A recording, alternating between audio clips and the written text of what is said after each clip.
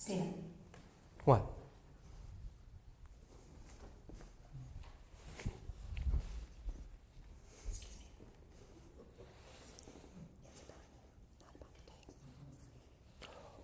Oh, you meant showcase. Showcase. This is so embarrassing.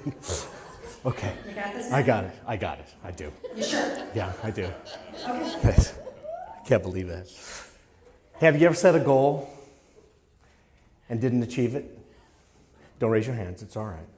But you're in good company. Recent research shows that 92% of people do not achieve the goals that they set. Isn't that depressing? Like, it's horribly depressing. There's about 100 of us right now in this room. That means only 8 of us are going to achieve our goal. That's scary. Well, I've got some better news. 58% of us set a goal, work to accomplish it for about 4 weeks, and then we lose our momentum and we quit. It's even more depressing, isn't it?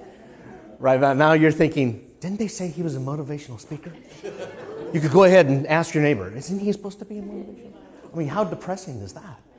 You know, we don't like to talk about failure. I know we don't like to talk about failure. I don't like to talk about failure, but it is something that we have to come to terms with because it happens.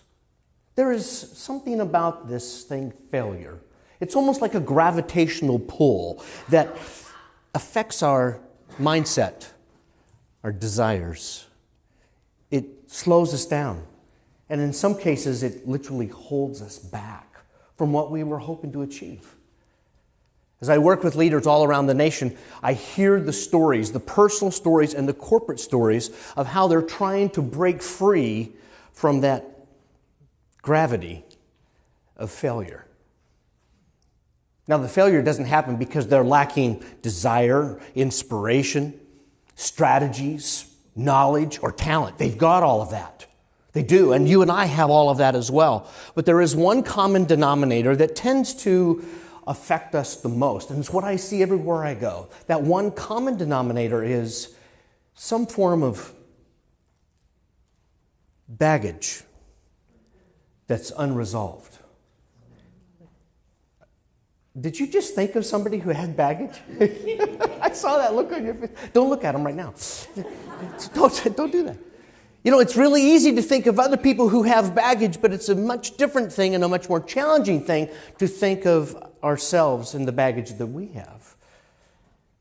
It takes a little courage to address that.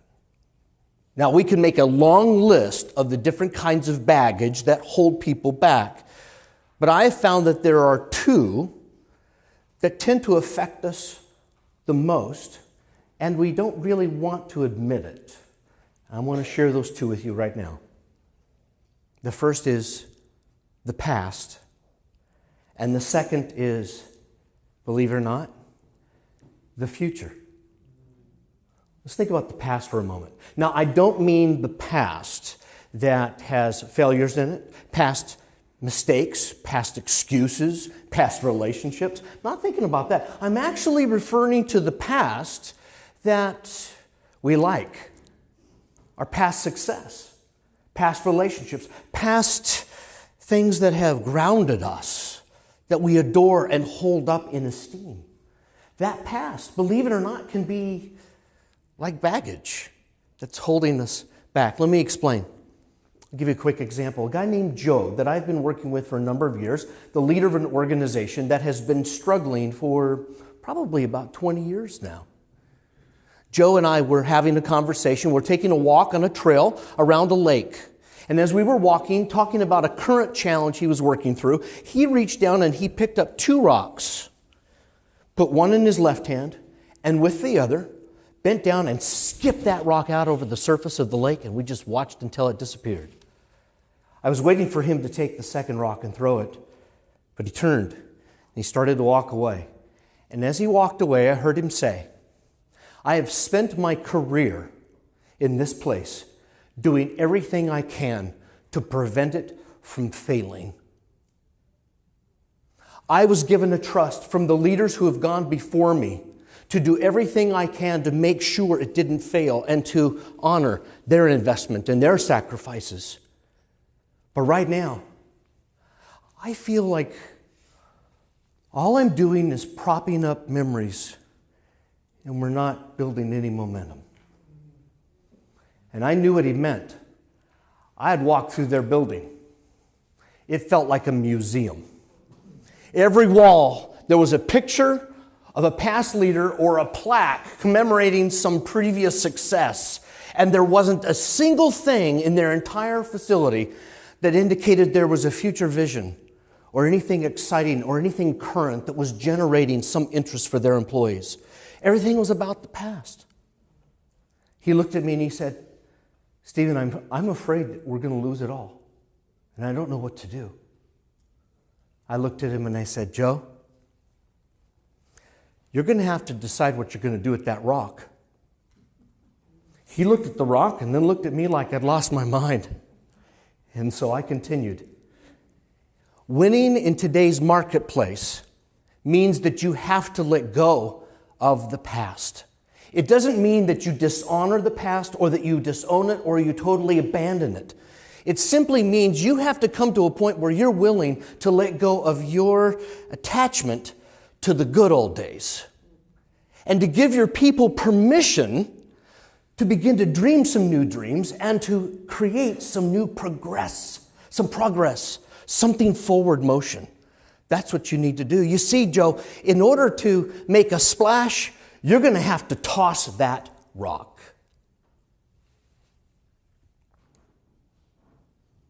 He was doing everything he could to avoid failure.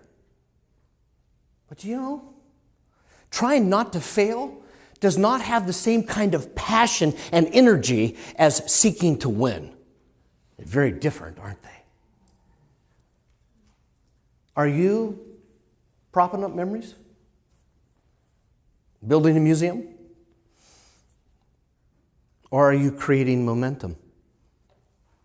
Do you need to let go of the past? You see, when we let go of the past, then we can start thinking about the future. And, well, wait a minute. Didn't I say the future could be baggage?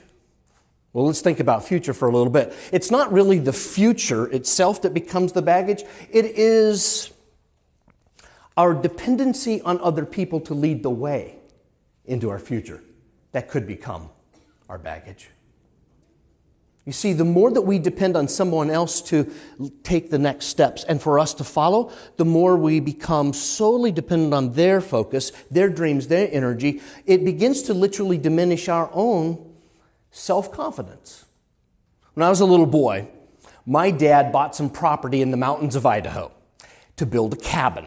Now, when I say cabin, I don't mean the big palatial house that looks out over the lake. I mean rustic cabin, no power, no plumbing, heated with an old wood stove. That's where we would go for vacation. And we would have a blast. Every summer we'd go up for weeks at a time and loved going there. Now, I was a little boy, and I would have, on occasion, well, actually nightly, a need to go to the bathroom, which was problematic because we didn't have indoor plumbing. We had what we called the 30-yard dash house. It was out the back door and through the woods in the dark, and I just couldn't go on my own. And so when I had to go, I'd wake up my dad. Dad, I need to go. And he would stir himself up and grab the flashlight. We'd climb down the ladder from the sleeping loft, go to the back door where he would begin to dismantle our security system. I don't know what was outside. All I know was that it had to be absolutely horrific. A monster. It could just swallow you up in one single bite. Because my father had a latch on the door, a wooden bar that crossed as a crossbeam, and a metal pipe, a really heavy metal pipe that leaned up against the door as a prop. And he would take all the security measures off, and then we would step outside, and he would take me on the path through the woods up to the outhouse. I'd take care of business, and we'd walk all the way back, and then we would put all the security back. That was our system. Months later, I woke in the night, and I needed to go. And so I did what I've always done. I followed the habit and the routine, and I went to my father, and I said, Dad, I need to go. And something happened that night that I wasn't expecting. He turned and looked at me, and he said, Stephen, you were old enough to go on your own. No, Dad. No, I can't do that. I can't do that. He said, you can do it. You know the way. You've been on that path multiple times. Here's the flashlight. Now go take the walk. No, Dad, I can't do it. Go take the walk. My physical need quickly overpowered my need for greater persuasion skills. And so I gave in and I climbed down the ladder and I went to that door and I dismantled all the security and I opened the door and I took a big breath and I stepped out prepared to die. And nothing happened. I went, oh, okay. Took the flashlight and I followed the path through the trees all the way up to the outhouse. And I got to tell you, when I got there, I was relieved. That I got there in one piece. I closed the door and I put the flashlight under my arm and I took care of business. And when I was done, I turned to begin to make my way out. And to my horror, the light slipped from underneath my arm. I'm juggling the light and then suddenly into the bottom of the hole of the outhouse with the light shining straight up through the seat and into my eyes. Which brings a whole new meaning to a light at the end of the tunnel. I thought, I need that light. I looked and said, I don't need that light. Not that bad. What I need is my dad. So I opened the door and I yelled, Dad, come and get me. And I heard him respond, you can do it. Take the walk. No, Dad, I can't see. Why? I dropped the light. Where? In the hole. Silence. I heard him get out of bed, thump, thump, thump down the ladder all the way to that back door. I could feel the relief. The panic is beginning to subside. Here comes my dad to rescue me. And he got to that back door, and in the dark, I heard his voice. Stephen, start walking. No, Dad, I can't see. Stephen, you know the way. You've been on that path many times. You can do it. Take the first step. No, Dad, I can't do it. I can't do it. Stephen, just follow the sound of my voice. Trust yourself to make the walk. Deep breath. First step. Second step. And I felt my way through the darkness until I finally got to the clearing where I saw my dad's silhouette in the door and I ran to him. I was so excited because I had a new confidence and a new awareness that I could do this. And I could do it on my own. The past and the future. Sometimes we've got to let go of the future in the sense that it's always dependent on someone else and learn to take our own steps to experience what that future is all about. Now, I don't know what goals you have, but I'd like to consider this. Wherever you are on the path of achieving those goals, I want to give you 3 things to consider that I believe will encourage you and I hope will help you to achieve those goals so that you'll be part of the 8% that actually achieve them. Here are those 3 things. Toss the rock. Take the walk. And leave the baggage behind.